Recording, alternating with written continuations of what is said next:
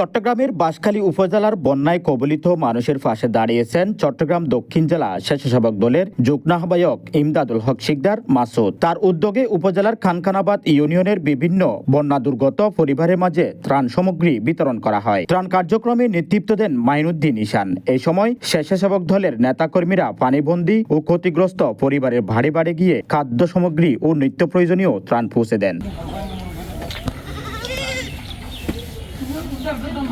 ত্রাণ বিতরণকালে সংগঠনের নেতারা জানান, সাম্প্রতিক বন্যায় বাঁশখালী অনেক পরিবার চরম দুর্ভোগের মধ্যে রয়েছে। অনেকের ঘরবাড়ি পানিতে তলিয়ে যাওয়ায় স্বাভাবিক জীবনযাত্রা ব্যাহত হয়েছে। এমন পরিস্থিতিতে মানবিক দায়বদ্ধতা থেকে বন্যা দুর্গত মানুষের পাশে দাঁড়ানোর জন্য এই উদ্যোগ গ্রহণ করা হয়েছে। তারা আরো বলেন, দুর্যোগকালে অসহায় মানুষের পাশে দাঁড়ানো সমাজের সকল বিত্তমান ব্যক্তি, সামাজিক ও রাজনৈতিক সংগঠনের নৈতিক দায়িত্ব।